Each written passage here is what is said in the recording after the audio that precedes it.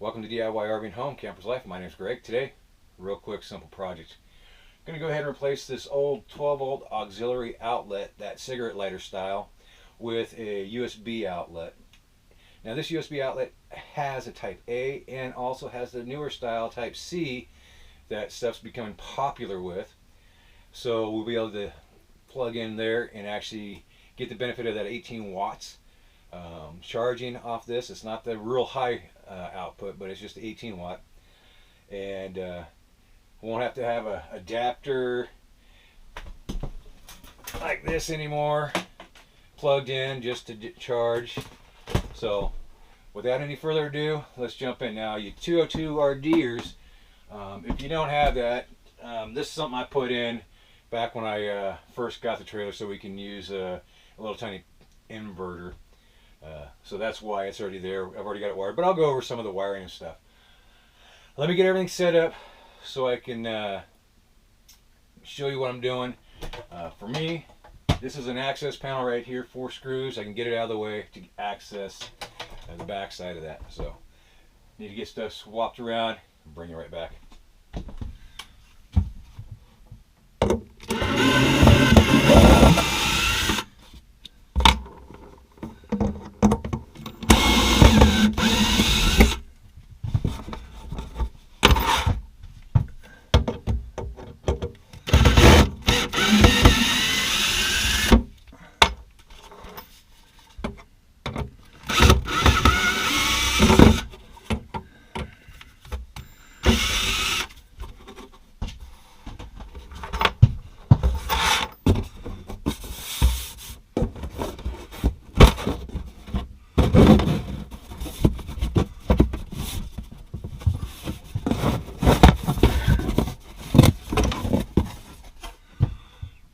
Let's go ahead and disconnect now. You can see that, excuse me, I actually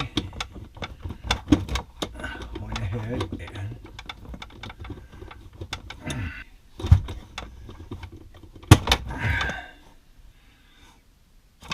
got her off.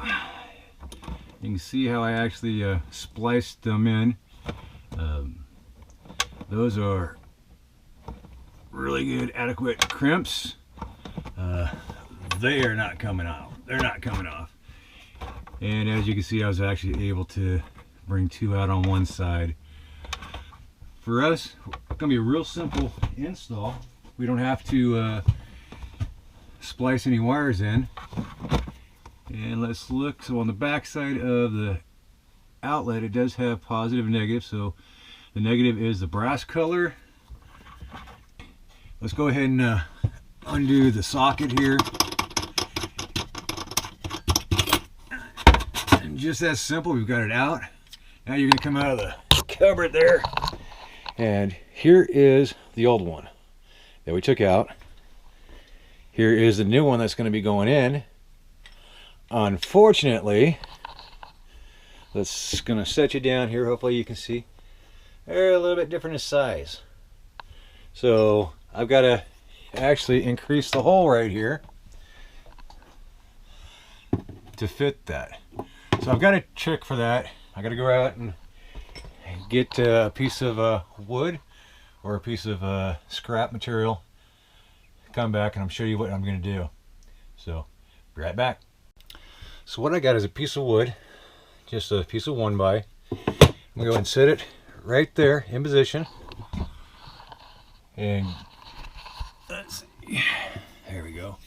We're going to put top right there, and that's the outside.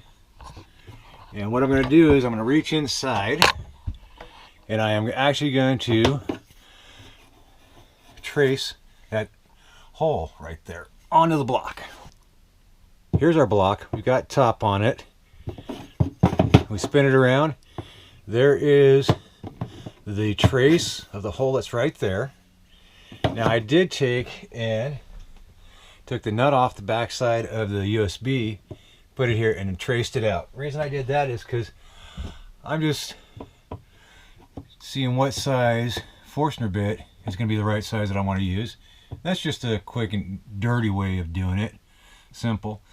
I'll go out get this drilled, and of course I will do a test drill on another piece of scrap, make sure this is going to be the right size, and if it is, I will get this to where I drill the center, or drill that out. It'll oversize it.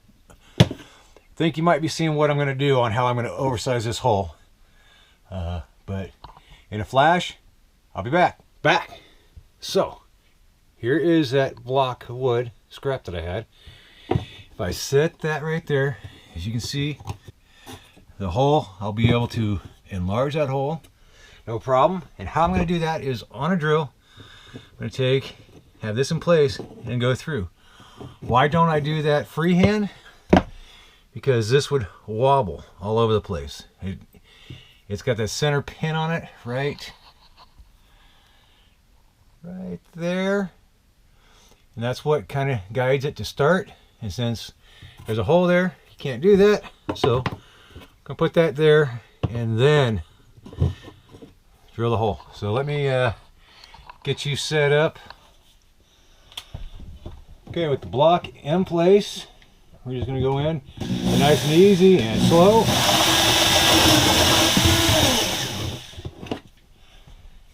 Just that easy. I was able to enlarge the hole so the outlet would fit, and I didn't mess up any of the surroundings, so it looks good.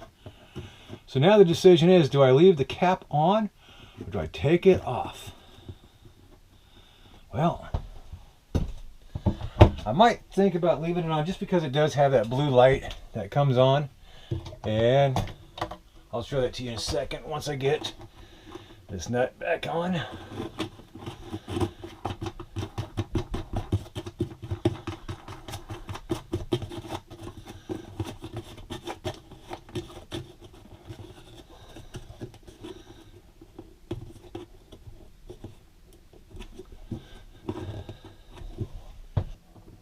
Alright, so all I did was just finger tight that nut on the back as tight as I could get it.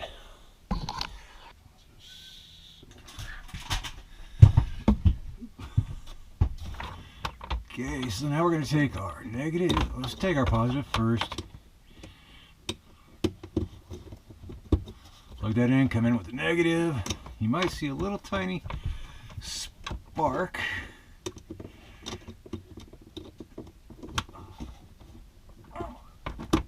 There we go. Got that on. Bring you around. So we do have it plugged in, powered up, and you can see there is a light on it. So I guess we don't want to see the light. We just put the plug back over it. I'm gonna go ahead and put the wall back in place right now.